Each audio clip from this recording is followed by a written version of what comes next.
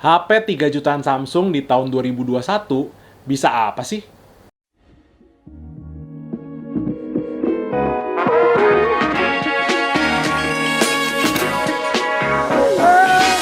Halo guys, ketemu lagi bersama Hadi di Unbox Edik. Dan ini adalah HP mid-range Samsung di A-series dengan harga paling terjangkau di 3 jutaan.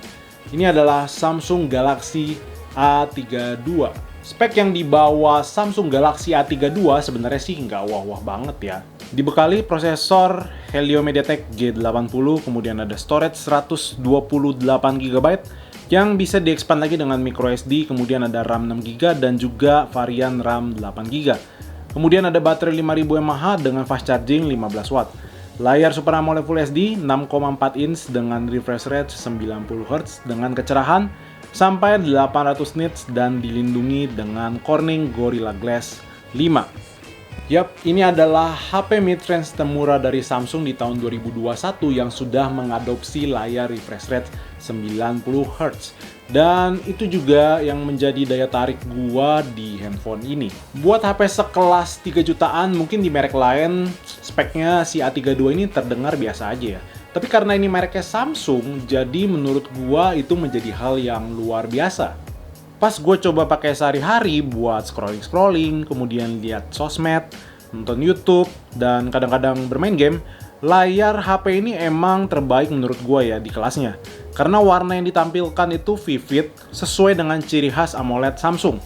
Ditambah dengan refresh rate 90Hz yang diberikan oleh Samsung Galaxy A32, bikin gue betah banget untuk berlama-lama dengan HP ini. Sekarang kita bahas prosesor dari handphone ini. Walaupun masih menggunakan prosesor kelas bawah ya menurut gua, tapi pada saat gua tes di Antutu versi 9, skor yang didapatkan dari handphone ini lumayan oke ya menurut gua, ada di 216 ribuan. Dan ketika gua pakai untuk bermain ML, itu bisa di set di high frame rate dan lumayan lancar. Kemudian saat gua pakai di PUBG M itu bisa di set di smooth high.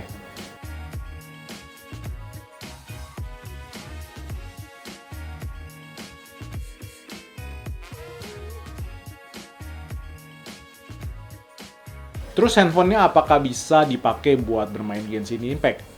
Tentu aja buat main Genshin Impact ya bisa-bisa aja.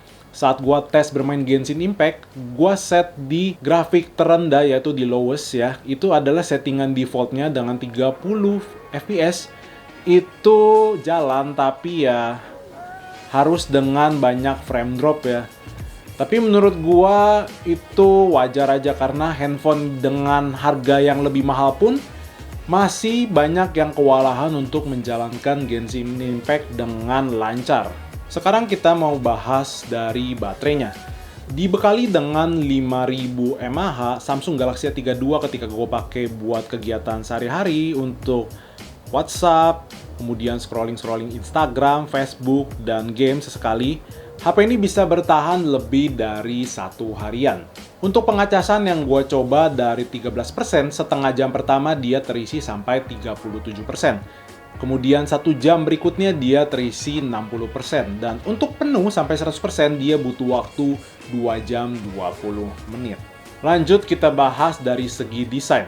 Samsung Galaxy A32 ini masih terbuat dari plastik untuk bagian belakang dan juga bagian frame-nya. Dan ini juga yang bikin si Galaxy A32 ini menjadi lumayan ringan ya. Beratnya cuma sekitar 184 gram aja. Yang bikin dia itu nyaman buat dipegang lama-lama.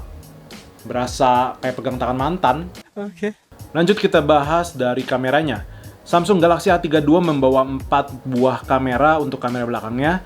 Ada satu lensa 64 megapiksel untuk lensa utama dengan f1,8, kemudian 8 megapiksel lensa ultrawide dengan f2,2, 5 megapiksel lensa makro dengan f2,4 dan 5 megapiksel lensa depth dengan f2,4. Buat kamera selfie-nya ada 20 megapiksel dengan f2,2. Buat hasil fotonya menurut gua standar aja ya. Untuk kondisi siang hari dengan cahaya yang cukup, hasilnya menurut gua masih lumayan oke. Dan di lensa utamanya juga punya fitur auto HDR yang akan nyala kalau AI-nya mendetek ada ketidakseimbangan antara gelap dan juga terang. Seandainya HDR ini bisa di set on terus, menurut gua mungkin hasilnya akan lebih oke lagi. Buat lensa ultrawide-nya menurut gua point of view-nya lumayan luas. Dan buat kualitasnya ada sedikit penurunan dari lensa utama. Kemudian untuk kondisi malam hari, kameranya juga kurang bisa diandalkan ya menurut gua. Detailnya cukup banyak yang hilang dan terlalu banyak noise di foto-foto yang dihasilkan. Untuk night mode-nya menurut gua cukup sedikit membantu, tapi masih banyak noise di hasil yang gua lihat ya.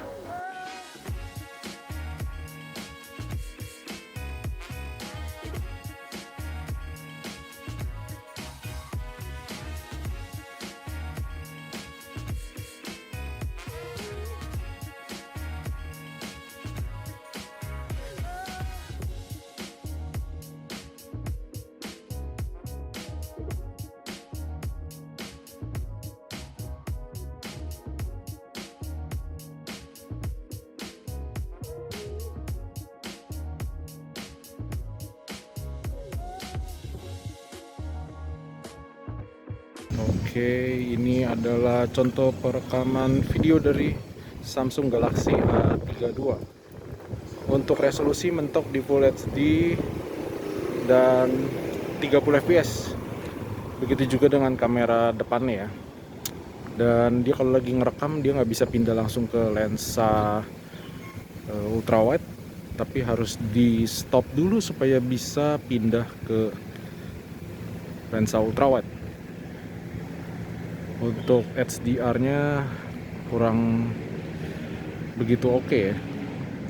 Jadi dia ke arah langit itu putih banget.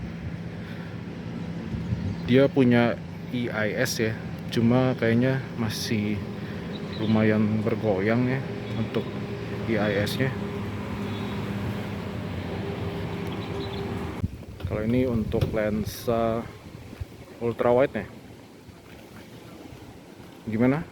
Apakah terjadi penurunan yang luar biasa?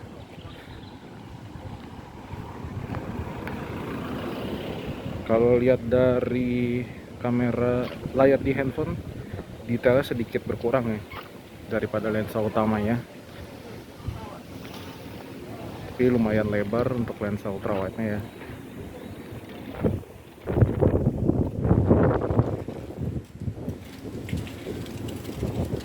Kalau ini contoh hasil perekaman kamera depan dari Samsung Galaxy A32.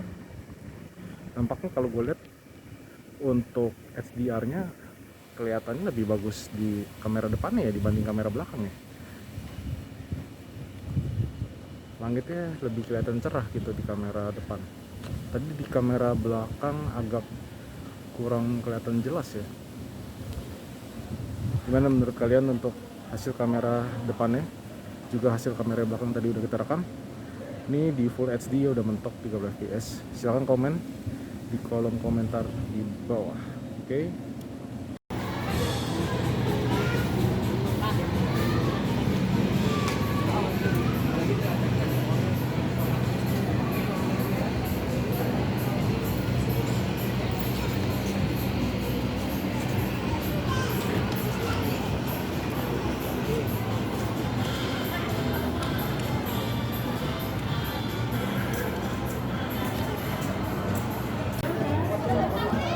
Udah kamerin.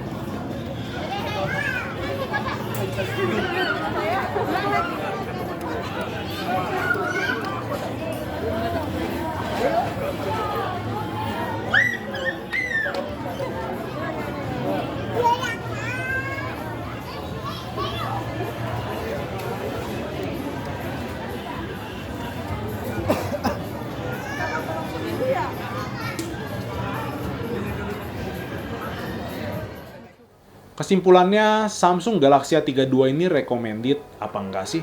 Nggak recommended buat kalian yang nyari handphone 3 jutaan dengan performa paling maksimal, hasil kamera yang paling maksimal, dan juga speaker stereo. Karena handphone ini masih menggunakan speaker mono. Dan recommended buat kalian yang nyari handphone 3 jutaan dengan layar yang menurut gua terbaik di kelasnya. AMOLED-nya Samsung ya udah nggak perlu diraguin lagi lah ya. Ditambah dengan refresh rate 90Hz, One UI yang bagus, dan user experience yang menurut gua jadi salah satu yang terbaik di handphone Android. Dan jangan lupa handphone ini juga masih mempunyai NFC. Oke, kira-kira segitu dulu aja untuk video kali ini tentang si Samsung Galaxy A32. Dan buat kalian yang mau nanya-nanya tentang si Samsung Galaxy A32, boleh langsung drop komen aja di bawah. Terima kasih buat teman-teman semua yang sudah menonton video ini sampai habis. Dan seperti biasa, kalau kalian suka dengan video ini, silahkan di like, di share, dan di subscribe. Jangan lupa untuk follow Instagram Unbox Edik, dan kita ketemu lagi di video selanjutnya. Bye!